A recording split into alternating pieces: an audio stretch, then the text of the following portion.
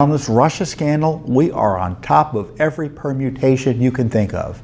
And to that end, we sued twice this week on behalf of ourselves and the Daily Caller News Foundation, which are intrepid investigators as well, on two issues: the Comey Memos and the Russia scandal. On the Comey Memos, both the Daily Caller News Foundation and Judicial Watch sought memos that Comey wrote about meetings he had with, namely, Barack Obama, Hillary Clinton, Joe Biden, Chuck Schumer, Nancy Pelosi, and we're bipartisan, Senator John McCain. Now, Comey suggests he only wrote memos about Donald Trump because he didn't like him or thought he was not someone he could trust. I don't believe that. I bet you there are memos documenting meetings with others. He didn't want to leak those because of his partisanship, it looks like to me. Of course, we asked for these records and we didn't get any response from the government. So we're sued. Congress doesn't sue like we do. The media doesn't sue like we do. As I said, we have over 30 lawsuits. The irony is, I guarantee you, no one has more lawsuits against the Trump administration for transparency than Judicial Watch. And the next set of lawsuits are very interesting because they relate to the Russia scandal and the issues that we're talking about. The State Department was another vehicle under Barack Obama to get anti-Trump information from the Clinton camp into the FBI that was then laundered into FISA surveillance applications and Lord knows what other abuses. So we sought information about the provision of documents to Christopher Steele or his firm, or the receipt of documents from Steele or his firm. So Steele was also sending documents through the State Department to send over to the FBI. And there was a lawyer who worked over at the State Department for a period of time under Barack Obama, Jonathan Weiner, who wrote an extraordinary story, op-ed in the Washington Post, admitting he was talking to these Clinton operatives, namely, I forget the detail, but it was Steele was involved, Sidney Blumenthal was involved, Cody Shearer was involved. And he was dealing with Victoria Nuland, who an Obama appointee at the State Department, again, to get this information, it looks like, over to the FBI. So we found these other dossier operation out of the State Department, again, using the Clinton campaign vendor, Christopher Steele, Clinton friend. I mean, Sid Blumenthal is the worst in terms of being a political operative. Specializes in sending around false information about the Clintons' political opponents. Now, did he do it in this case? I don't know. But we know he's done it before, specifically with Monica Lewinsky. Things never change in this town. These people never go away. The bad guys out there, they simply never go away, especially when it comes to the Clinton world. So we sued the State Department for those records. Haven't gotten anything. That's why we're in federal court. So two new major federal lawsuits on these big issues. Again, Congress isn't going to do it. The media isn't going to do it as aggressively as Judicial Watch is. We just sued also the State Department on another Russia scandal-related issue. There was a big deal about what the Russia ambassador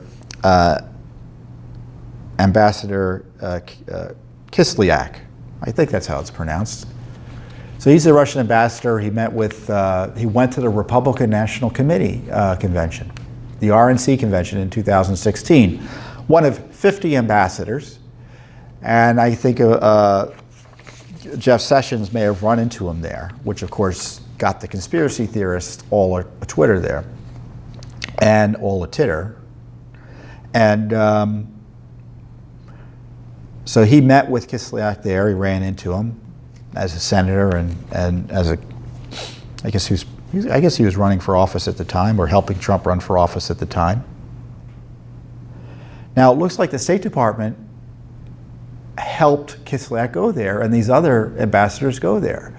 The left would have you believe that the fact that he was at the Russian ambassador was some type of conspiracy by, the fact the Russian ambassador was at the RNC was some type of conspiracy by the Trump people to work with the Russians at the RNC convention, when in fact it was part of a larger program by the State Department to have foreign ambassadors go to the political conventions that looks like of both political parties.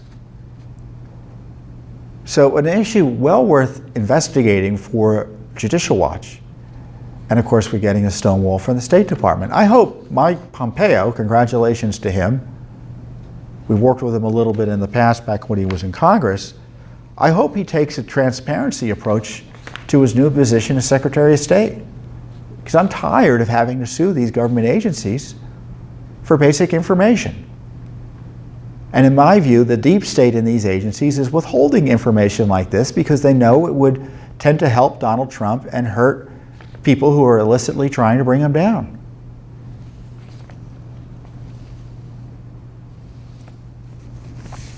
You know, when it came to targeting Donald Trump, it was all hands on deck for the Obama administration. State Department, FBI, DOJ, CIA, you name it. And that is a scandal without parallel in modern American history. And I don't even think our politicians in the 19th century would have even contemplated it. It was not on a radar screen. I mean, J. Edgar Hoover, I don't think he took FBI files home with him and then leaked them the way James Comey did. I'm aware of the State Department sending information to the FBI in order to gin up an investigation on Donald Trump. I'm not aware of any intelligence agency receiving information that a Russian entity was trying to pressure or destroy a candidate for President of the United States without that agency going and telling the candidate, hey, you got to watch your back, the Russians are after you. Instead, they worked to target and use that information as an excuse to target the candidate and people around him, while at the same time bending over backwards to protect Hillary Clinton. And we have new information showing that she committed likely crime on top of crime related to mishandling classified information and using the State Department as a racketeering operation to help support the Clinton Foundation and the Clinton cash machine that benefited her personally. This is the story of corruption in Washington, D.C. The illicit targeting of the Trump team by Obama and operatives and out-of-control Justice Department operations to this day, and the protection of the Obama administration from the consequences of its criminality in that regard, and the protection of Hillary Clinton from the consequences of her misconduct. That's the scandal. That's what Judicial Watch is investigating, and that's what Judicial Watch is standing for when we go into the courts asking questions about this.